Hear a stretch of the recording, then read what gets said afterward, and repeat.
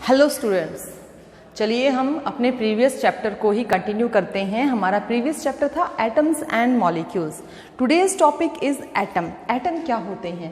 देखिए, पहले भी ये जिक्र हुआ है कि एटम को हम सबसे स्मॉलेस्ट पार्टिकल कंसिडर कर रहे हैं। तो एटम वो स्मॉलेस्ट पार्टिकल है जो किसी रिएक्शन में पार्टिसिपेट करता है, लेकिन सबसे खास बात क्या है कि ये इंडिविजुअली एग्जिस्ट नहीं करता, इसको किसी न किसी साथ की जरूरत होती है। देखिए definition, it is defined as the smallest particle of an element which may or may not be capable of free existence, right, and can take part in a chemical reaction. जैसे सपोज हाइड्रोजन के लिए ये symbol इस्तेमाल किया जा रहा है, ये H एटम है, हाइड्रोजन एटम है। ऐसे ही ऑक्सीजन के लिए ये सिंबल इस्तेमाल किया गया, ये ऑक्सीजन एटम है। लेकिन हम कभी भी ऑक्सीजन को इस तरीके से लिखा हुआ नहीं देखते, ऐसे ही हाइड्रोजन को ऐसे लिखा हुआ नहीं देखते। हम इनको हमेशा मॉलिक्यूल की फॉर्म में चेक करते हैं, क्योंकि इनके एटम्स की फ्री एग्जिस्टेंस, इंडिपेंडेंट एग्जिस्टेंस नहीं होती, राइट। बेटा, जैसे एटम होता है तो एटम की कंसिडरेशन के लिए कुछ मास भी होता होगा, यानी एटम को अगर हम देख रहे हैं, हम पहचान रहे हैं, तो एटम के लिए क्या होगा, कुछ मास भी हमें मिलेगा। तो एटम के किसी मास को ही हम क्या कहेंगे, एटॉमिक मास, ठीक है। एटॉमिक मास क्या है? सबसे पहली बात मैं ये बता दूं कि एटॉमिक मास को हम कंपेयर करते हैं the mass of an element, किसी भी एलिमेंट का मास जो कि उसका रिलेटिव मास है, this is the relative mass. ये भी ध्यान रखिएगा, एटॉमिक मास किसी का रिलेटिव है, यानी किसी से कंपेयर किया गया है। Relative mass of its atom as compared with mass of carbon 12 isotope taken as 12, ठीक है। एज कंपेयर्ड यानी कि हमने कार्बन 12 आइसोटॉप के कंपैरिजन में ही जिसका भी मास लिया, जिस भी एटम का मास लिया, उस मास को हम क्या कहते हैं, एटॉमिक मास। देखिए बेटा, अगर हमें एक एटम का मास निकालना है, mass of one atom, mass of one atom, अगर हमें मास ऑफ वन एटम कैलकुलेट करना है तो बेटा हम क्या लिखेंगे, n इंटू में 1/12 मास of carbon, mass of carbon 12 isotope, ठीक है। हमने किससे कंपेयर किया है इसको, 1/12 मास ऑफ कार्बन 12 आइसोटॉप। किसी भी एटम का जब हम एक एटम का मास अगर हम निकालते हैं तो हम उसको इससे कंपेयर करके चलते हैं, इसलिए इस मास को हम क्या बोलते हैं, रिलेटिव मास। इस मास को हम क्या बोलेंगे, रिलेटिव मास, ठीक है। वैसे तो बेटा रिलेटिविटी में सिर्फ नंबर होता है, जैसे ये n एक नंबर है तो इसकी कोई यूनिट नहीं होती, यूनिट नहीं होती। मैं अभी आपको बताऊंगी कि ये क्या है, इसकी यूनिट कैसे यहाँ पर आई, AMU किसको बोलते हैं, U किसको बोलते हैं, देखते रहेंगे अभी। देखो बेटा, किसी भी एटम का मास अगर रिलेटिव मास निकालना है तो हम क्या कहते हैं, suppose mass of hydrogen atom. हमें अगर हाइड्रोजन एटम का मास कैलकुलेट करना है, फॉर्मूला के अकॉर्डिंग चलते हैं, 1, उसका मास हमारे पास, ये जो 1 लिखा है मैंने, ये एक्सपेरिमेंटल वैल्यू होती है तो ये आपको याद करनी पड़ेगी, इसके लिए कोई भी शॉर्टकट नहीं है। 1 इंटू में 1/12 मास ऑफ कार्बन 12 आइसोटॉप, ठीक है। तो हमें क्या मिल जाएगा, mass of one hydrogen atom. Similarly ये mass of one hydrogen atom है, mass of one oxygen atom is equal to 16 into में 1/12 मास ऑफ, ये एक ही चीज है, मास ऑफ कार्बन 12, ये मल्टीप्लाइड में है बेटा, ध्यान रखना, ठीक है। मास ऑफ कार्बन 12 आइसोटॉप, ये 1/12 इसी का है, 1/12 इसी का है, mass of carbon 12 isotope. Similarly बेटा, अगर मैं मास ऑफ वन नाइट्रोजन एटम बोलूं, वन नाइट्रोजन एटम बोलूं तो इसकी एक्सपेरिमेंटल वैल्यू होती है बेटा 14। बेटा 1/12 मास ऑफ कार्बन 12 आइसोटॉप। होता क्या है कि बार बार इस लंबी वैल्यू को लिखने के लिए, क्योंकि रिलेटिविटी में आ रहा है कि हम एक एटम को किसी के साथ रिलेट करके पढ़ रहे हैं, तो रिलेट करने के लिए हमने क्या लिया, कार्बन 12। एक्चुअल में क्या है कि अगर हमारे पास एक टुकड़ा है, सपोज मेरे पास एक वाटरमेलन है, एक वाटरमेलन है, मैंने इसके इक्वल 12 पीसेस किए, ठीक है, मैंने इसके इक्वल 12 पीसेस किए,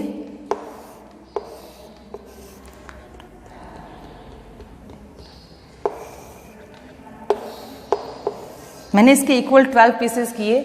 सपोज मेरे पास एक पीस आ गया, ठीक है, ये मेरे पास एक पीस है। आउट ऑफ दिस 12 पीसेस मेरे पास एक पीस है। मैं इसको एज अ स्टैंडर्ड यूज करूंगी क्योंकि ये मेरे पास एक एलिमेंट है, ये एलिमेंट का एक हिस्सा है, तो मैं इसको एज अ स्टैंडर्ड यूज करूंगी। सपोज मैं मार्केट से एप्पल लेके आती हूं,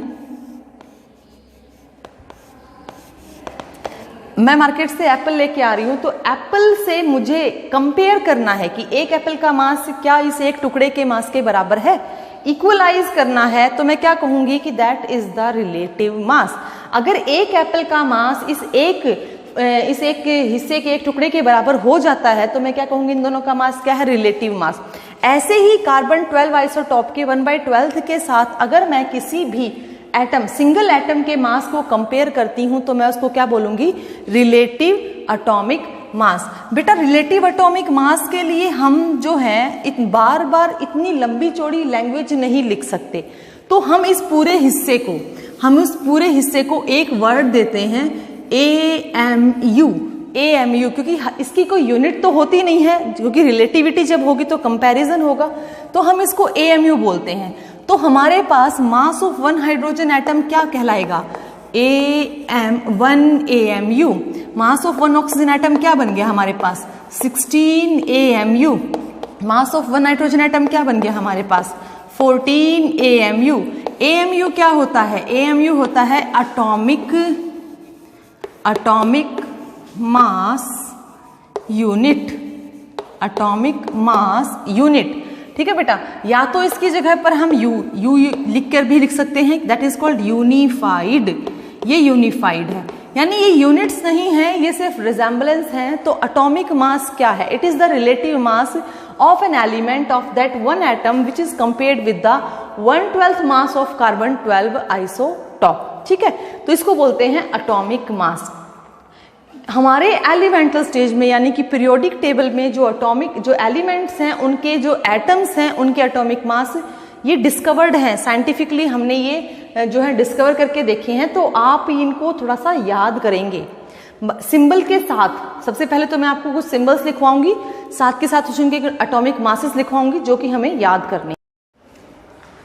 अगर बेटा हमें किसी भी ऐसे एलिमेंट का एटॉमिक मास जानना है जो एलिमेंट आइसोटॉप्स के साथ एग्जिस्ट करता है, तो हम उसका average relative atomic mass calculate करेंगे, मतलब एवरेज निकालेंगे। एवरेज कैसे कैलकुलेट करेंगे, उसके लिए फॉर्मूला है, this is for average relative mass summation का मतलब होता है यू एड मैनी टाइम्स, जितने भी फ्रैक्शन होंगे, Fi इंटू में AI। Fi stands for the fractional abundance. Suppose आपके पास 3 आइसोटॉप्स हैं, तीनों आइसोटॉप्स के लिए अलग अलग तो आपके पास परसेंटेज होगी, उनकी अबंडेंटी के लिए भी 1% में प्रेजेंट है, या फिर 25% में है, या 70% में है, तो फ्रैक्शनल अबंडेंस होगी। दूसरा, हर एक आइसोटॉप का अपना अपना एटॉमिक मास होगा। जैसे क्लोरीन है, क्लोरीन की जो परसेंटेज अबंडेंस है वो 3:1 है, तो क्लोरीन के 2 आइसोटॉप्स होते हैं। ठीक है, क्लोरीन के 2 आइसोटॉप होते हैं, एक होता है 35, एक होता है 37। हम इनका क्या निकालते हैं, एवरेज निकालते हैं। तो ये जो फॉर्मूला है ये हमें किसी भी, ताकि हम क्या पहचान सकें, इसका एटॉमिक मास कितना आता है 35.5। तो किसी भी ऐसे एलिमेंट का जिसके आइसोटॉप्स एग्जिस्ट करते हैं, हम जो एटॉमिक मास कैलकुलेट करते हैं वो एवरेज होता है उनके आइसोटॉप्स का और उनकी फ्रैक्शनल अबंडेंस के रेशियो का। ठीक है, तो ऐसे ही हम इसके बाद चलते हैं मॉलिक्यूल्स की तरफ कि एटम और एटॉमिक मासेस तो हमने चेक कर लिए कि मॉलिक्यूल क्या होते हैं। अब मॉलिक्यूल के बारे में और बात करते हैं। देखो बेटा, ये कुछ एटम्स हैं और सिंबल्स हैं जिनके मतलब कुछ एलिमेंट्स और सिंबल्स हैं जिनके एटॉमिक मासेस यहाँ पर हैं।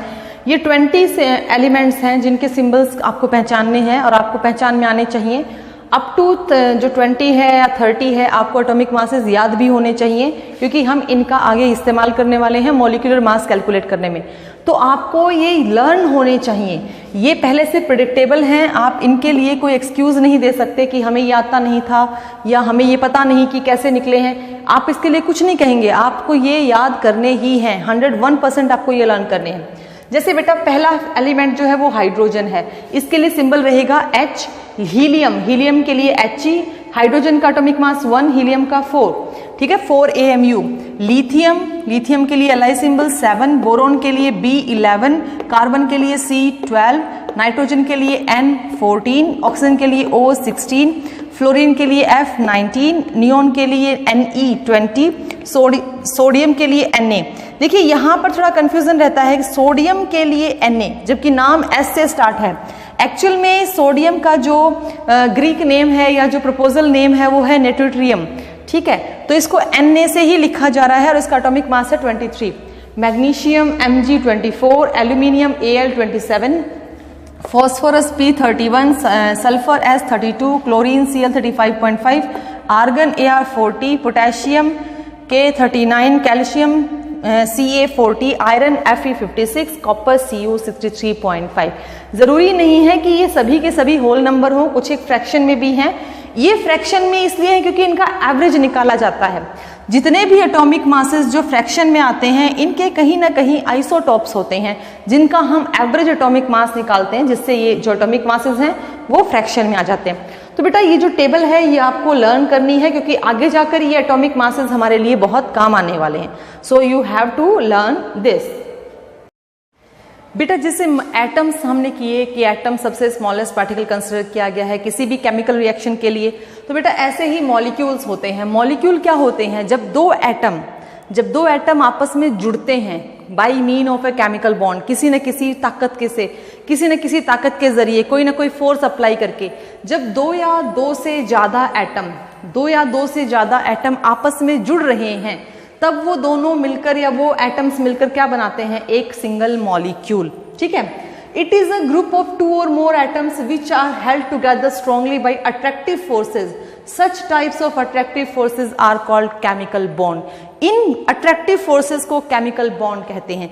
देखिए सपोज ये एक एटम है, सपोज ये दूसरा एटम है, ये कोई एटम H है, ये भी कोई एटम H है, मुझे ये दोनों एटम जोड़ने हैं, तो इनके बीच में मैं कुछ अट्रैक्टिव फोर्सेस अप्लाई करूंगी, कुछ अट्रैक्टिव फोर्सेस इनके बीच में लगेंगी, दोनों मिलकर इस प्रकार से क्या बना लेंगे? एक सिंगल मॉलिक्यूल। इसको बोलते हैं सिंगल मॉलिक्यूल, सिंगल स्ट्रक्चर। यानी दो अलग अलग स्ट्रक्चर्स थे जिनको हमने एटम कहा था। ये भी एटम है और ये भी एटम है। बेटा ये संख्या में 2 से ज्यादा भी हो सकते हैं, 3 भी हो सकते हैं, 4 भी हो सकते हैं, 5 भी हो सकते हैं, मोर देन 2 हो सकते हैं, लेकिन मिनिमम 2 होने चाहिए। लेस जो है सबसे नंबर वो 2 होना ही होना चाहिए। तो ये हाइड्रोजन एटम और ये हाइड्रोजन एटम किसी न किसी अट्रैक्टिव फोर्स के जरिए, ये हम फोर्सेस डिस्कस करेंगे कि कौन कौन सी अट्रैक्टिव फोर्सेस हो सकती हैं इनके जोड़ने में, तो किसी न किसी अट्रैक्टिव फोर्स के जरिए आपस में जुड़ते हैं, जुड़कर एक सिंगल स्ट्रक्चर बना लेते हैं, एक सिंगल स्ट्रक्चर। उस सिंगल स्ट्रक्चर को ही हम मॉलिक्यूल कहते हैं, उसी स्ट्रक्चर को हम मॉलिक्यूल कहते हैं और हम उसको ऐसे रिप्रेजेंट कर देते हैं। बेटा ये रिप्रेजेंटेशन है, आप इसको इसके साथ जुड़ा हुआ ना समझें, ये रिप्रेजेंटेशन है कि मैंने इन दोनों एटम्स को जब जुड़ा हुआ रखा तो मैं आपको एक्सप्रेस कैसे करूंगी? इसको H2 लिखकर।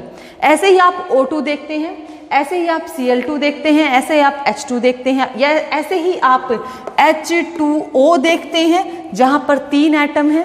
तो 2 या 2 से ज्यादा एटम, जरूरी नहीं है वो एक ही एलिमेंट के हों, वो अलग अलग एलिमेंट के भी हो सकते हैं, वो तो टाइप में डिस्कस करेंगे।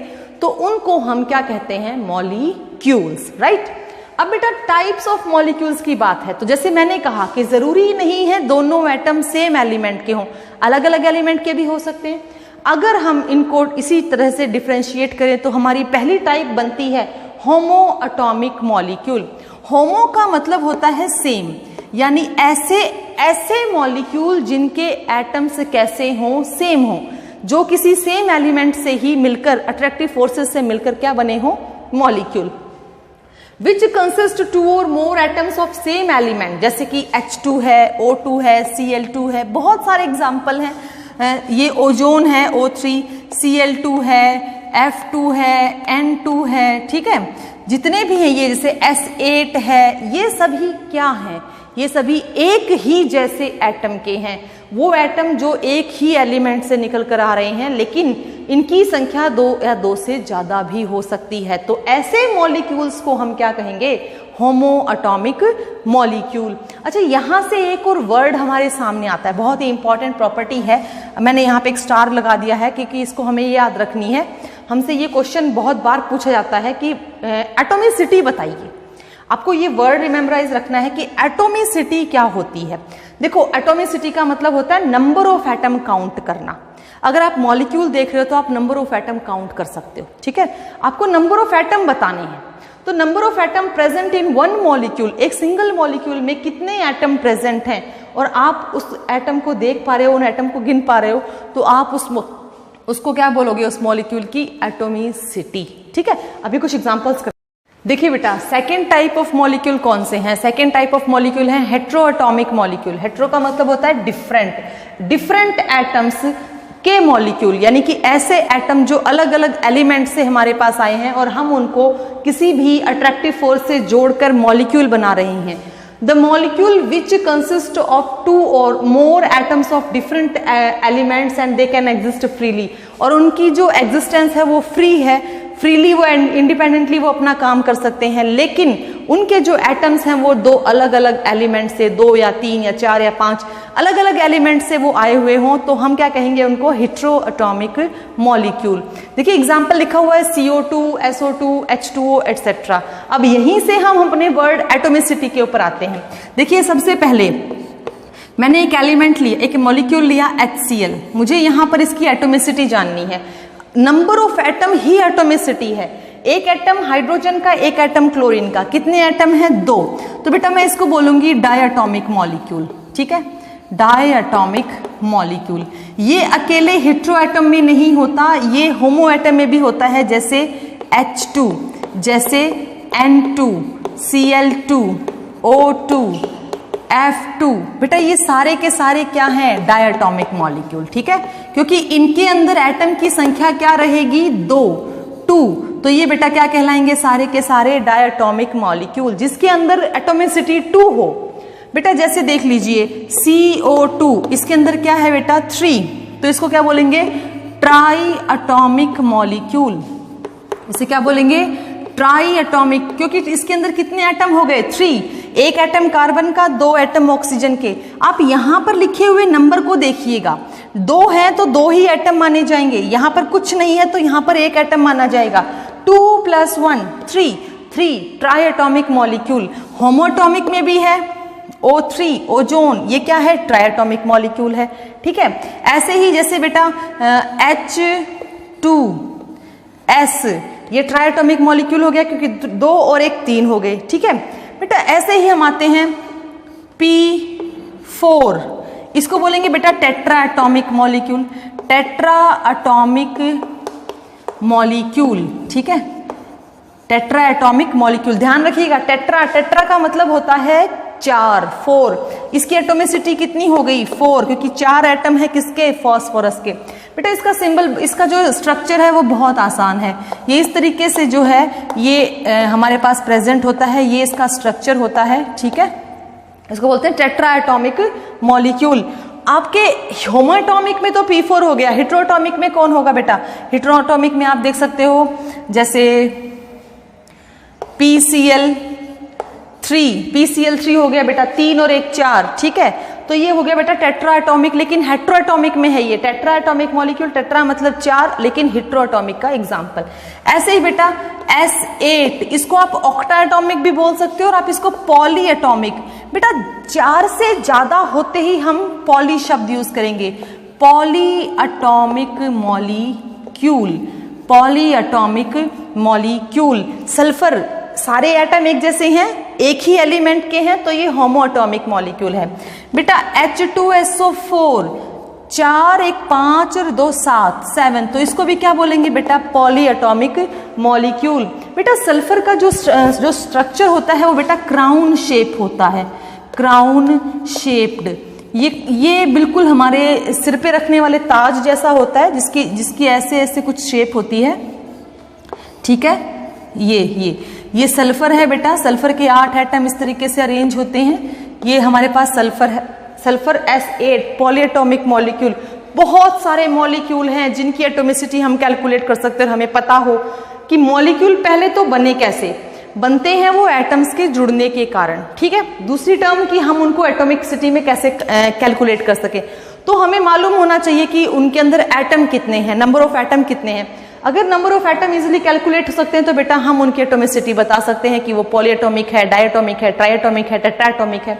सपोज मैं अभी आपसे क्वेश्चन करूं PCl5 SO4 या आप SO2 लगा लीजिए, अच्छा जैसे मैंने कहा HNO3, तो बेटा इनकी एटॉमिसिटी बताएंगे हम कि इनकी क्या क्या एटॉमिसिटी होती है। PCl5 की क्या एटॉमिसिटी होगी बेटा, 5 एटम तो किसके हैं, क्लोरीन के, 1 एटम किसका है, फास्फोरस का, तो टोटल कितने हो गए 6। मैंने क्या कहा था, 4 से ज्यादा होते ही हम क्या नाम ले देते हैं, पॉलीएटॉमिक, है ना। 2 और 1 3, इसकी कितनी एटॉमिसिटी है 3, तो ये क्या हो गया ट्राइएटॉमिक। 3 4 5, ये 5 हो गए, तो 5 को हम क्या बोलेंगे, पॉलीएटॉमिक। तो बेटा ऐसे इनकी एटॉमिसिटी भी कैलकुलेट की जा सकती है, ज़्यादा मुश्किल नहीं है, बहुत आसान है। आप 1-2 बार करेंगे, समझेंगे तो आपको अच्छे से याद हो जाएगा।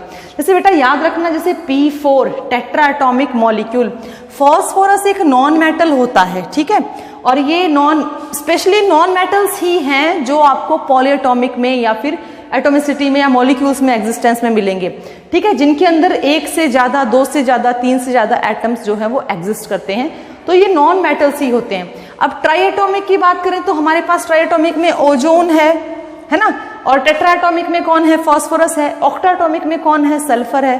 तो रिमेम्बराइज दिस, बहुत इंपॉर्टेंट है ये, 1-1 नंबर में कई बार पूछ ली जाते हैं, ठीक है।